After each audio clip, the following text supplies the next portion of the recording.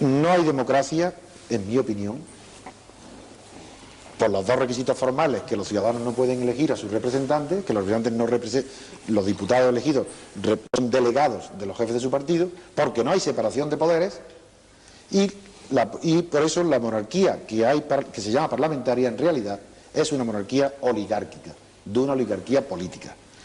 Y la prueba de que es así es que la ideología que se vende durante la transición es el consenso, que es propio de las oligarquías. Y además el vicio necesario, inherente a la oligarquía ha aparecido, que es la corrupción. Por tanto, la corrupción no es un fenómeno individual, no es que haya personas corruptas porque son más débiles, es que es un fenómeno social, que se produce, y esto puede escandalizar a muchas personas que no han pensado, meditado o no conocen bien la historia, puede escandalizar que la corrupción aparece indefectiblemente cuando la clase política o clase dirigente no coincide con la clase dominante desde el punto de vista económico o social. En esas situaciones aparece la corrupción. Comparar la corrupción de hoy con la del franquismo no tiene sentido, porque el franquismo no necesitaba corromperse. Es decir, porque quien tenía el poder era la clase dominante, los ricos, apoyados por el ejército. Ya eran ellos. ¿Para qué se iban a corromper? La corrupción que aparece en el franquismo es personal, es individual. Mientras que ahora hay una corrupción social, generalizada, que los escándalos que se hablan es lo de menos. Eso es, hablas del modelo pulanza, clase reinante. Claro, naturalmente. Porque el poder siempre tiende al equilibrio.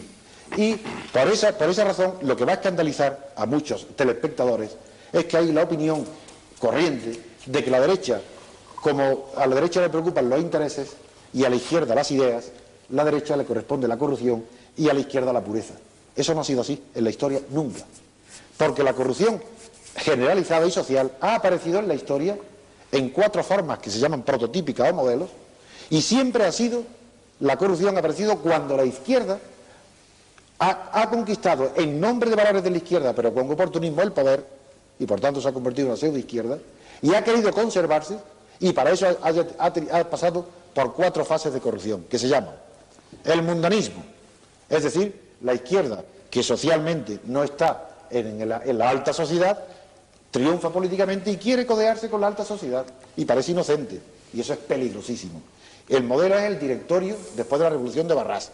Aparecen la proliferación de restaurantes de 5 estrellas, salas de fiesta, lujo, y la izquierda entra en ese juego y es el comienzo. Segundo, empieza luego la izquierda, tiene que conservar el poder y tiene el poder político. Ha conseguido la mayoría o el poder absoluto hegemónico dentro de la sociedad política, pero no lo tiene dentro de la sociedad civil. Y entonces, como sabe que está en peligro frente a los poderes dominantes de la sociedad civil, intenta atraerlos, y el único medio que tiene para eso es la asignación de contratos a las grandes empresas a dedo. Y de eso no se sabe apenas nada, porque lo que asoma es un 1% de indiscreciones y denuncias de corrupción, pero el sistema ha funcionado por la connivencia del poder político con la clase económica dominante, que se la ha traído. De ahí que la banca, la grande industria, apoyan económicamente al PSOE. Y ese fenómeno no lo inventa el PSOE, eso se inventa en Inglaterra y lo inventa el primer ministro Walpole, y se llama walpolismo, y duró 50 años en la corrupción, y fue por esa corrupción del walpolismo, que es el tráfico de influencias, por lo que se aparecieron las primeras críticas serias a los partidos políticos, que cometieron el error infantil de creer que la corrupción era consecuencia de los partidos políticos, y no es así. La corrupción es consecuencia del oportunismo de los partidos de izquierda, que para conquistar el poder se olvidan de sus ideales y se acercan a los poderes fácticos económicos. La tercera forma de corrupción, que también ha llegado aquí, se refiere a la banca. Y el que la inventó fue el presidente norteamericano Jackson, con la guerra de los bancos. Hizo un gesto populista de izquierda, hasta el punto que se considera que el primer hombre de izquierda en Norteamérica fue el presidente Jackson. El gesto que hizo, cerró como si cerrara aquí el Banco de España. El First National Bank, que era banco emisor, lo cierra y distribuye el tesoro público entre sus amigos oligarcas de los estados. Bueno, se llama el spoil system, y está todo estudiado. Y la cuarta, que resume todas, es el PRI mexicano. Pues bien, la transición española, por un lado, la virtud máxima, el consenso, concepto medieval católico, que no tiene nada que ver con las mayorías y minorías. Y vicio fundamental, la corrupción, que tiene mundanismo, walpolismo el sistema spoil de Watson y el PRI. Es decir, esa es señal de que en España hay una oligarquía. No, la corrupción no se puede evitar. No es el problema que haya corrupción, el problema es que no se puede combatir. Si aquí hay los de Ibercor y no dimite y no pasa nada. Y yo no dudo, yo no tengo ninguna prueba, ninguna duda de que el gobernador del Banco de España será una persona honrada. Pero ese no es el problema es de responsabilidad política. Y que en España, si el presidente del gobierno haga declaraciones diciendo que hasta que no haya decisiones judiciales no puede haber, es algo que en cualquier país democrático sería escandaloso. El ministro de Defensa alemán acaba de dimitir porque su gobierno vendió armas al gobierno turco y el gobierno turco las emplea mal contra los kurdos.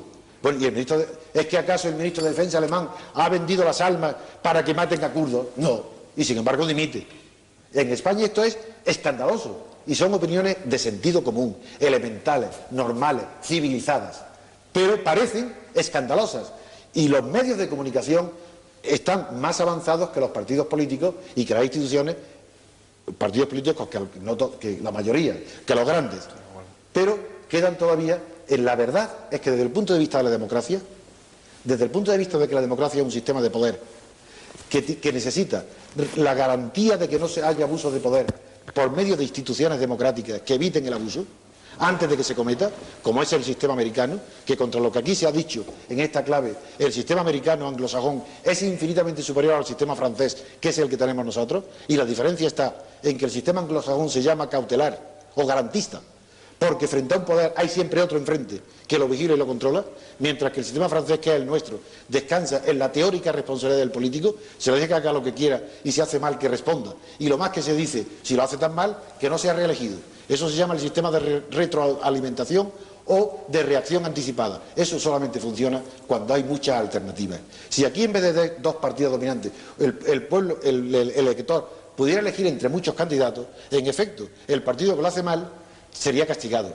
Pero si es que da igual que lo hagan como lo hagan, si es que los partidos no tienen alternativa, son los que hay, tienen el monopolio de los medios de comunicación, de la financiación del Estado. Y finalmente, en España no es una democracia porque los partidos políticos no son democráticos ni pueden serlo, porque no son partidos que derivan de la sociedad civil, no tienen sus raíces en la sociedad civil, son partidos estatales que han aceptado ser financiados por el Estado. Y eso es una brutalidad.